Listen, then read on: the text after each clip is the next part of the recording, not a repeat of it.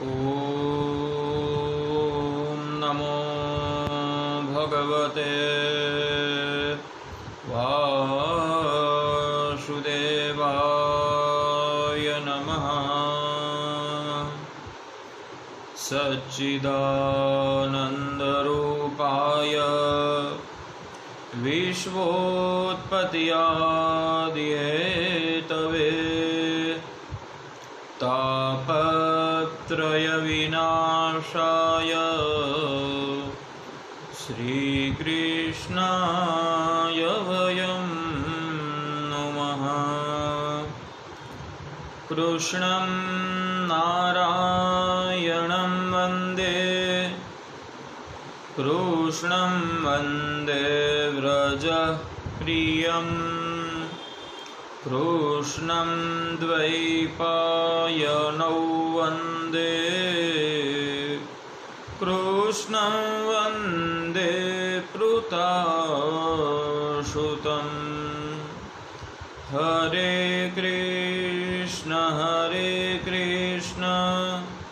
कृष्ण कृष्ण हरे हरे, हरे राम राम राम हरे हरे।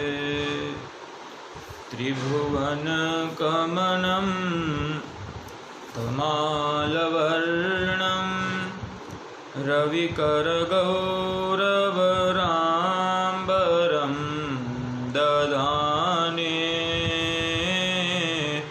वपुरलककुलावृताननाब्जं विजयसखेरतिरस्तु मे नवद्या।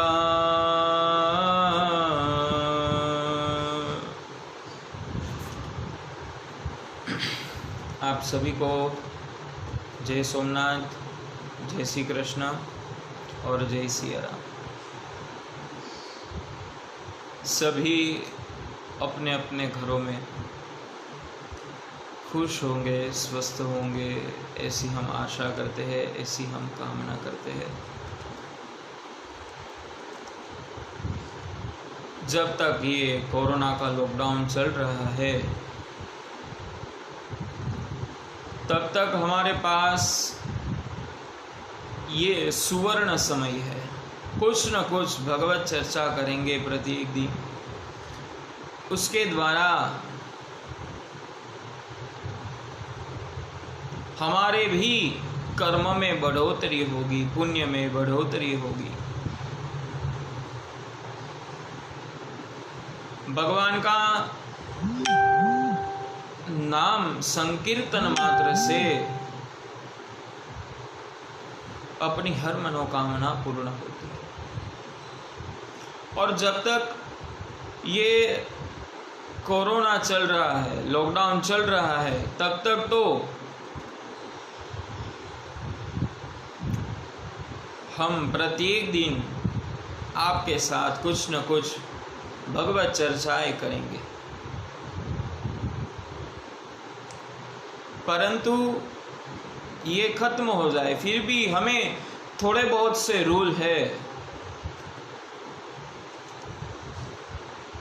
उसको पालन करने होंगे।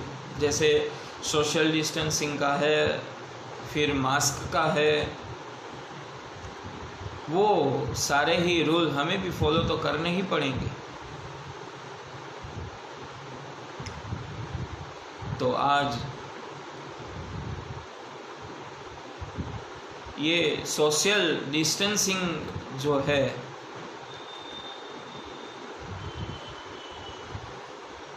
उसका अर्थ ये नहीं है कि हमें संसार छोड़ के चले जाना है।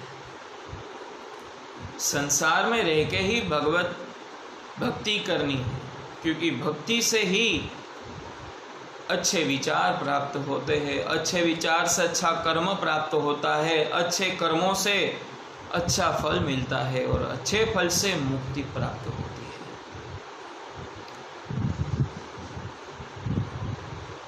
भगवान ने जब भक्ति को ये संसार में भेजा तो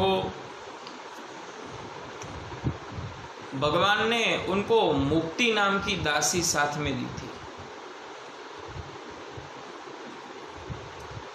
उनके 2 पुत्र थे, ज्ञान और वैराग्य, और उनकी दासी थी वो मुक्ति थी। क्योंकि अगर आप भक्ति करोगे तो आपकी मुक्ति अवश्य प्राप्त होगी, उसमें कोई दो राय नहीं है।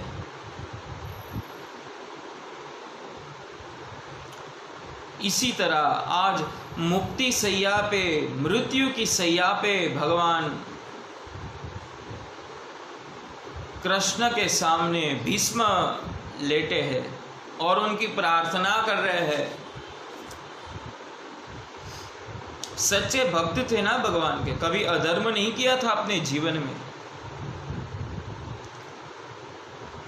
अधर्म करना वो तो पाप है ही, पर अधर्म सहन करना भी उतना ही पाप है। क्योंकि जब दुर्योधन भरी सभा में द्रौपदी को लाने का आदेश दिया और दुशासन जब द्रौपदी के चीरहरण कर रहा था, तब पितामह को रोकना चाहिए था, वो उनका धर्म था। परंतु अपने धर्म को उन्होंने ज्यादा महत्व दिया कि मैंने ये हस्तिनापुर का दासत्व धारण किया है और दास कभी किसी स्वामी को रोक नहीं सकता। दास नहीं रोक सकता, परंतु पितामह तो रोक सकते हैं ना। परंतु पितामह ने अपना धर्म है वो सिद्ध करने के लिए संसार का जो अधर्म हो रहा था उसको उन्होंने निग्लेक्ट किया, इसलिए उसको बाण सैया पर सोना पड़ा था। परंतु प्रभु तो दयालु है। जब भगवान ने भीष्म पितामह की हालत देखी, तब उनको बताया कि आपकी मृत्यु के समय मैं यहाँ आऊँगा और आपको मुक्ति दिलवाऊँगा। कल के सत्र में हमने देखा था कि भगवान कृष्ण आते हैं कुरुक्षेत्र की भूमि में, जहाँ पे भीष्म पितामह बाण सैया पर बोढ़े हुए थे, और भीष्म जो स्तुति करते हैं इसको भागवत जी में भीष्म स्तुति कहा गया है। पहला श्लोक क्या कहता है कि हे प्रभु, मैं एक कुंवारी कन्या का मृत्यु सैया पे पड़ा हुआ पिता हूँ।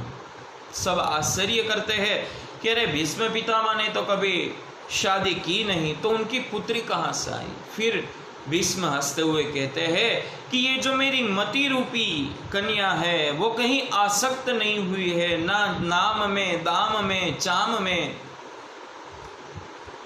तो मेरी मति रूपी जो ये कन्या है उसके लिए जो कोई श्रेष्ठ वर है तो ये पूरे आर्यावर्त में प्रभु आप ही श्रेष्ठ हो, आप में ही मेरी मति सिद्ध हो। तो सभी का देखने का नजरिया अलग अलग होता है। जैसे कोई भी अगर लड़की कोई लड़के को देखेगी तो क्या कहेगी, वो उसमें क्या देखेगी कि ये बलवान है कि नहीं, कभी संकट आया तो मेरी रक्षा कर पाएगा कि नहीं। माता देखेगी तो क्या कहेगी, इनके पास पैसा दौलत संपत्ति तो है। पिता एक लड़के में क्या देखेंगे, अच्छा परिवार तो है। और भाई बंधु आदि वगैरह क्या देखेंगे कि बलवान तो है ना, मेरी बहन की रक्षा तो कर पाएगा ना। सबका देखने का नजरिया अलग अलग होता है। तब भीष्म पितामह की मति ने प्रभु के रूप का वर्णन क्या किया है। त्रिभुवन कमन, जो ये तीनों लोकों में सुंदर है, तमाल वर्णम, जिसका वर्ण श्याम रंग तमाल पत्र के समान है। त्रिभुवन कमनम तमाल वर्णम रवि कर गौरव रामबरम, अरे सूर्य की किरण के समान जिसका पीतांबर चमक रहा है। दधाने वपुरल ककुलाननाब्जम विजय सखे रतिरस्तु में नवाद्य, अरे घुंघराले बालों की जो भी अलकावली है वो वदन कमल पर नाच रही है। घुंघराले बाल है तो बाल मुंह पे आ रहे हैं, तो भीष्म क्या कहते हैं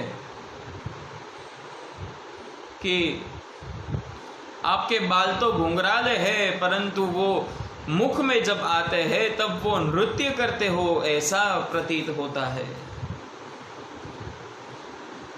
विजय सखे रतिरस्तु में नवाद्य, ये युद्ध में विजय पांडवों की हुई है, तो हे पांडव का सखे मेरी मति आप में स्थिर हो।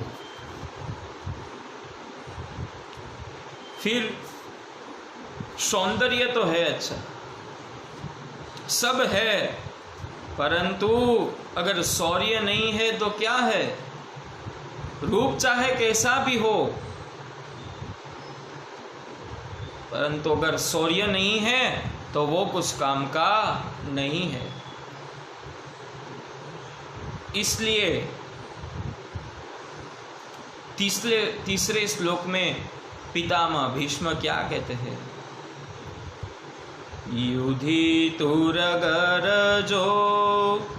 विधूम्र विश्व क्वच लुलित समवार्यलं कृतास्ये मम निशित शरैर्विभिद्यमान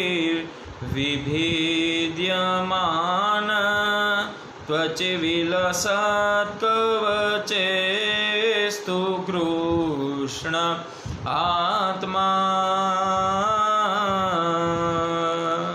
अरे शौर्य तो कैसा है, जब युद्ध के मैदान में घोड़े चल रहे थे तो उसके पैरों में से जो धूल उड़ी है और वो धूल तुम्हारे मुख पर छा गई है और तुमने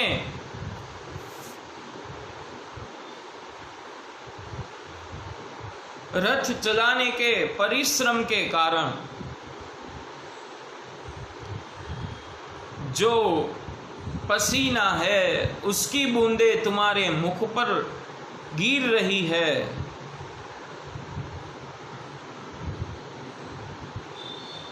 और जो धूल के साथ जम गई है, ऐसे कृष्ण को मेरे छोड़े हुए तीर ने, भीष्म पितामह कहते हैं कि मेरे छोड़े हुए एक एक तीर ने जिसके कवच का भेदन किया है, ऐसे कृष्ण में, ऐसे पार्थ के सखा में मेरी मति स्थित होना।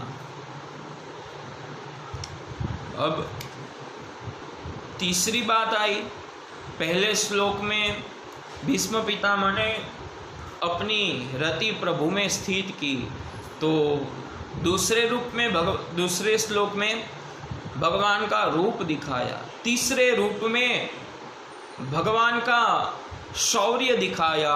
अब चौथे श्लोक में भगवान का हम स्वभाव का वर्णन करेंगे। भीष्म पितामह क्या कहते हैं, अरे जिसके पास रूप है, वीरता है, परंतु अगर स्वभाव अच्छा नहीं है तो तो वो कुछ प्राप्त नहीं कर सकते। पर हे प्रभु, आपका तो स्वभाव भी कितना सरल है। तब भीष्म पितामह क्या कहते हैं? शपदी सखी वचो निशाम्य मध्ये निज परयोर्बलयोरथं निवेश्य स्थितवती परशये निकायो रक्षणा हयवती पार्थ सखेरतिर्ममास्तु। अरे, युद्ध भूमि में जब अर्जुन ने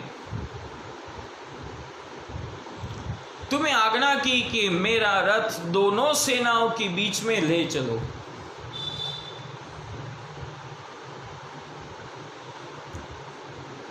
तुम अर्जुन के सारथी बने थे, तब तुमने उनकी आज्ञा का पालन करते हुए कहा, अरे हाँ पार्थ, मैं अभी ले चलता हूं। तुम्हारा स्वभाव कैसा सरल है। तभी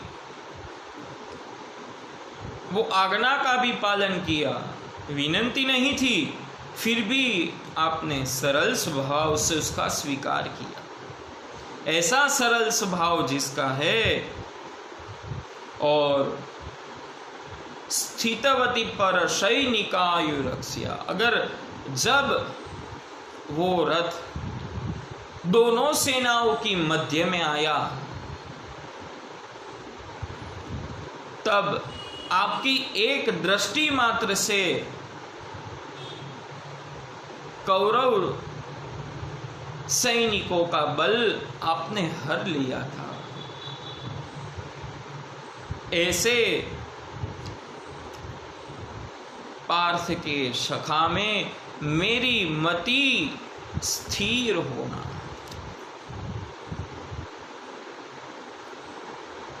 जब अर्जुन पहले आज्ञा दे रहा था,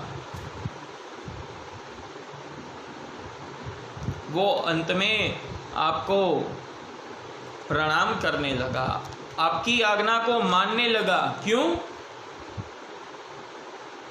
क्योंकि जब आपने उसका मोह था वो दूर किया, उसका अभिमान दूर किया गीता गा के, तो 5वें श्लोक में क्या कहते हैं भीष्म?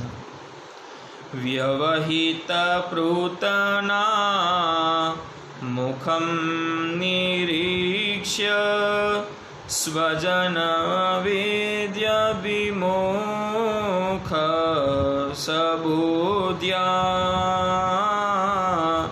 कुमति महरदान मविद्ययायद् चरणरति परमस्य तस्य मेस्तु।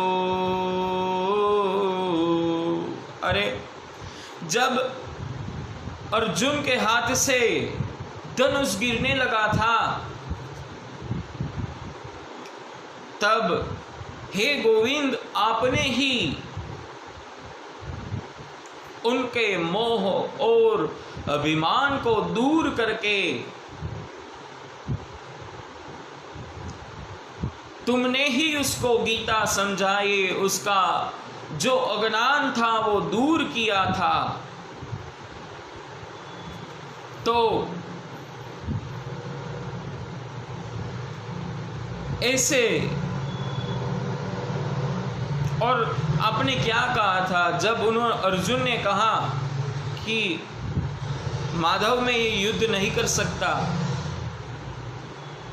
तब आपने कहा, अरे ये युद्ध तुझे करना ही पड़ेगा, और पूरा कर्म का सार त्याग आपने जो समझाया था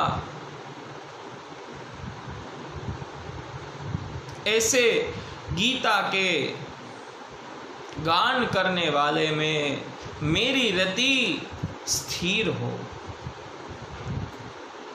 जो अर्जुन आपको आज्ञा दे रहा था वही अर्जुन अंत में कहने लगा, करिष्ये वचनम तव, अरे मैं आपके वचनों के अनुसार ही कर्म करूंगा।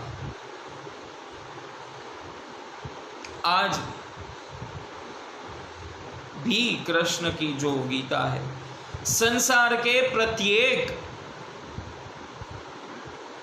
जो भी प्रॉब्लम है वो सारी ही समस्याओं का निवारण वो भगवत गीता में और श्रीमद् भागवत में लिखा हुआ है।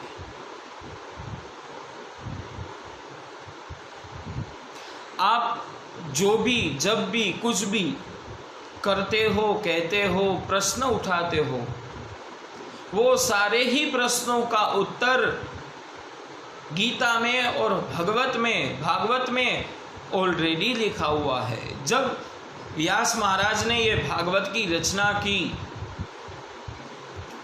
तब उनको मालूम था कि आने वाला युग कलयुग है और कलयुग में इंसान की बुद्धि किस तरह होगी। इसलिए पहले से ही सारे तत्व है वो उसमें लिखे हुए हैं। तो इसी के साथ आज का अपना जो ये सेशन है उसको विराम देंगे और कल पुनः 10 बजे वापस भगवत चर्चा के लिए एकत्र होंगे। तब तक के लिए आप सभी को हमारा जय श्री कृष्ण, जय सोमनाथ जी, जय सिया राम। सभी अपने अपने घरों में रहिए, खुश रहिए, सोशल डिस्टेंसिंग का पालन कीजिए और लॉकडाउन का खास करके पालन कीजिए। ठीक है, सभी अपने अपने घरों में रहो। जय श्री कृष्ण। अस्तु।